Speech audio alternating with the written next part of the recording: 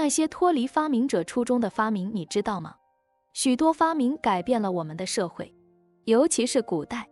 随着各种发明跟创新技术的诞生，人类才能发展成现在的样子。但是有的时候，人们发明创造的某些东西，也违背了自己的初衷，他们的最初用途和现在可能是完全相反的。那么历史上究竟有哪一些发明违背了创造者最初的想法呢？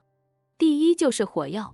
众所周知，火药是中国4大发明之一，它最初是中国古代炼丹家们在炼制丹药时无意中发现的。东晋时期，炼丹家葛洪在其大作报卜子中记载了一种丹药配方，它和黑火药的配方相差无几。当时炼丹家发明这种配方，主要是为了长生不老和返老还童，而不是用来杀人放火的。除了炼丹之外，火药还被用于药用。李时珍的《本草纲目》当中就提到过，火药能治疮癣、杀虫、避湿气和瘟疫。可是随着火药经印度传入阿拉伯，又传入欧洲之后，逐渐被用于军事。而我国火药从唐末开始，也逐渐用于制造火器，用于战场上。到了宋代，火药武器也得到了长足发展。在蒙古人西征的时候，把火药和火器的应用方法传到了西方。人类战争从冷兵器时代就迅速过渡到热兵器时代。我想古代炼丹家们在炼制丹药的时候，他们做梦也想不到硫磺、木炭和硝石的混合物会对人类历史和社会产生如此大的影响。第二个发明就是马镫。马镫最初发明时的用途很简单，就是方便上马，因此早期的马镫只有一个，并且构造简单。但是后来骑兵战术动作越来越复杂，马镫作为骑手用于踏足借力，做各种战术动作的支点，因此也由一个变成了2个，形制也变得很复杂，而它原来的上下马的功能就被淡化了。有些人甚至直接使用上马石来上马，而不再仰赖马镫。第3个就是齐胸襦裙。南北朝时期，女性为了乘凉所发明出来的半臂和齐胸襦裙，到了唐朝时候，竟然成了唐朝女性展现自己风姿的流行服饰。从战国一直到明朝2000多年的时间里，襦裙是中国女性的主要服饰。不管颜色材料如何变化，但是基本形制始终没有改变过。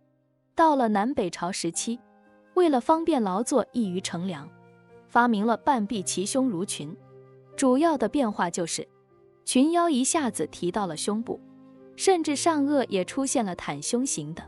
到了唐朝时期，以胖为美的风气大为流传。这一时期，武则天、杨玉环都是其中的杰出代表。通过这些女性的推广，及胸襦裙一下子风靡天下，成为最受唐朝女性欢迎的，展现唐朝女性风靡风韵的服装了。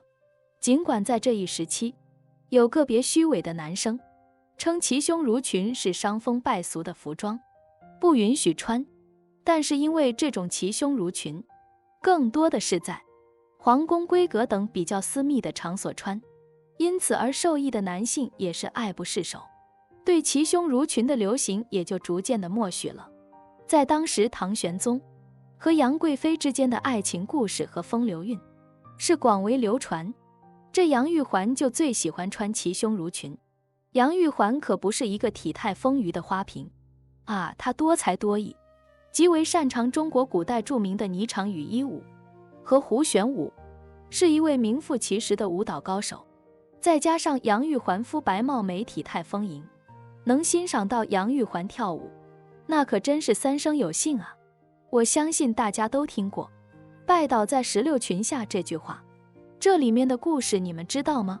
唐玄宗晚期痴迷于奢靡，享受不思朝政，那些大臣们也不敢直面说他，却将罪过都推到了杨玉环的身上。有一次，唐玄宗宴请群臣，请杨玉环献舞一曲，可是这杨玉环她当时不高兴，说大臣们都在说她的坏话，自己受到了委屈。于是唐玄宗下令群臣必须叩拜杨玉环。杨玉环这一生最喜欢的就是能展现出自己丰腴体态的齐胸襦裙，又最喜欢石榴花，于是火红的齐胸襦裙也就是石榴裙，就这样出炉了。而满朝文武的跪拜，又使得拜倒在石榴裙下名副其实。所以这石榴裙其实就是齐胸襦裙。一直到现在，大家说起齐胸襦裙，首先想到的就是唐朝风靡的仕女图了吧。第4个发明呢，就是臭豆腐。话说在康熙年间，一个名叫王致和的人，在吃豆腐就馒头的时候，有屠户找他抓猪，这王致和就把吃剩的豆腐留了下来。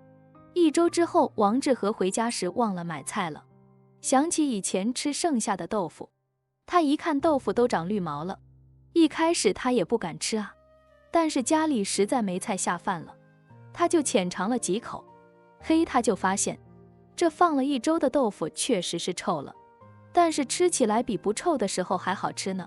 于是这王致和就萌生了做臭豆腐的想法。王致和他绝对想不到，他由于抓猪而吃剩下的豆腐，这一举动在日后成就了一个驰名中外的腐乳产品品牌王致和。欢迎关注我的频道，这样就不会错过更多精彩内容。